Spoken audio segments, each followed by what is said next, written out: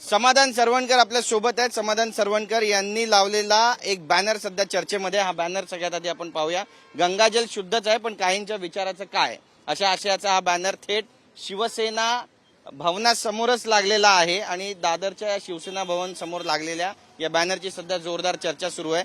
मनसेला हा टोला लगावण्यात आलाय का, अशी सुद्धा चर्चा रंगते. आपल्या सोबत आहेत समाधान सरवणकर, त्यांच्याशी बोलणार आहोत. संतोष धुरी यांनी नुकतंच म्हटलंय की वडिलांचं कर्तृत्व आहे, मुलाचं काय? वडिलांचं कर्तृत्व हे मुलासोबत असायलाच पाहिजे. वडिलांचं कर्तृत्व असेल तर मुलगा पुढे जातो. आणि मी ज्या वेळेला नगरसेवक झालो त्यावेळेला माझ्या वडिलांचं कर्तृत्व 100% होतं. त्यांचं काम होतं म्हणून जनतेने मला निवडून दिलं. त्यानंतर मी जनतेचं काम केलं.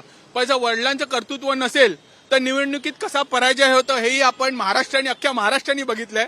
त्याच्यामुळे काय आपण बोलतोय हे प्रत्येकाने समोर समजून घेणं गरजेचं आहे. नक्कीच. पण तुमच्यावर आता टीका होऊ लागली या बॅनर नंतर. हा टोला थेट राज ठाकरे यांना आहे.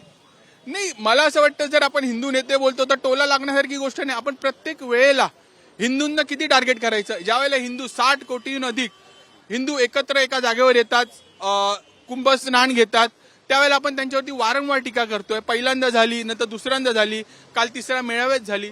ज्या वेळेला जगभरातून या ठिकाणी श्रद्धाळू येतात ते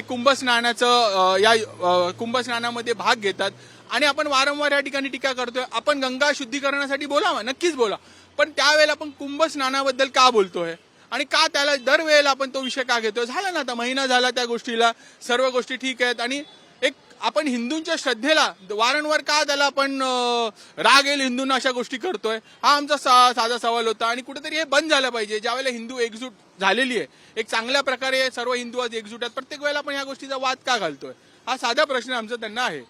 पण तुमची बालिश बुद्धी अशी टीका संतोष धुरी यांनी केलेली आहे. त्यासोबतच बाबांची परवानगी घेतली का, बाबूनं बाबांची परवानगी घेऊन बोलतोय का, असा सुद्धा प्रश्न खोचक टोला तुम्हाला ते लगावतायत. आणि त्यासोबतच असं म्हणतायत की यासाठी तुम्हाला आता वरून चाप बसेल.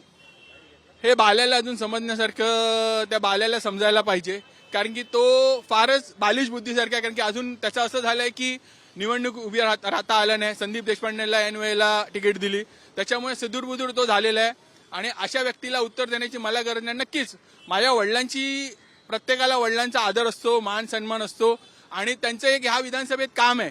त्याच्यामुळे आपले जे काही उमेदवार होते मनसेचे, आज कितव्या स्थानाला गेले आणि काय मतदान होतं हे महाराष्ट्राला सांगा. त्याच्यामुळे कोणाची किती बुद्धी आणि काय आहे, आपली बुद्धी काय आहे ही मतदारांनी दाखवली की दरवेळेला एका स्टँडवरती आपण राहत नाही. दरवेळेला आपण आपले जे काही विचार असतात हे बदलत असतो, मतदारांसमोर जात असतो. आज आपल्याला मराठी मतदारांनीच नाकारलंय, त्याच्यामुळे तुम्ही काय कोणाला बोलला एवढीच माझी वेळ. नक्कीच. आता महानगरपालिकेच्या निवडणुका येऊ घातलेल्या आहेत. ज्या जागा आहेत नगरसेवकसाठी, कोणाच्या जागा सगळ्यात जास्त येतील असा विश्वास आहे तुम्हाला?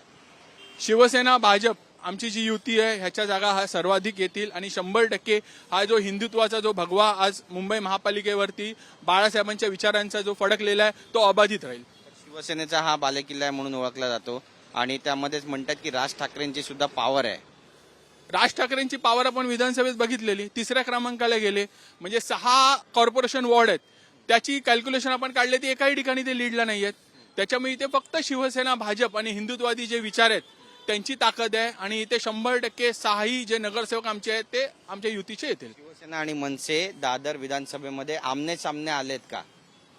मला असं वाटतं मनसेला ऑलरेडी लोकांनी नाकारलेलं आहे. कारण की तुम्ही ज्यावेळेला मतदारांकडे जाता, तुमचं काहीतरी काम लागतं, हे तुम्ही काम दाखवा लोकांना, पण त्यांच्याकडे दाखवण्यासारखं काहीच नाही. आज एक गोष्ट, उद्या दुसरी गोष्ट, परवा तिसरी गोष्ट. म्हणजे त्यांचे जे आज नेते जर महाकुंभ मेळाव्याला जात असतील, त्यानंतर पक्षाध्यक्ष असे बोलत असतील, त्याच्यामुळे त्यांच्या नेत्यांनाच कळत नाही की आपण लोकांसमोर कसं जावं.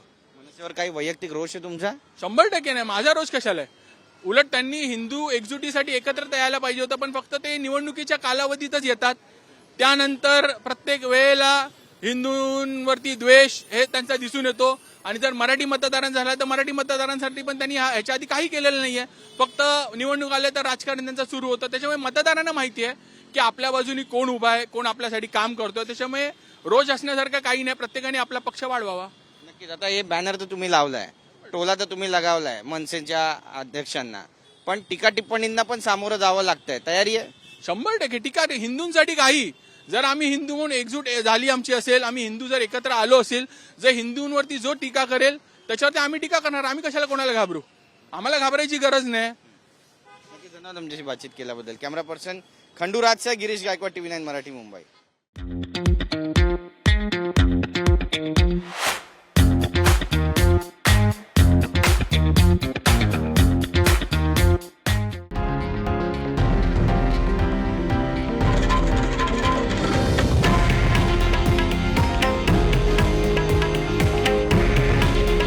हे आहे देशातील नंबर 1 न्यूज नेटवर्क आणि आपण पाहत आहात TV9 मराठी. काळजी तुमची, हित महाराष्ट्राचं.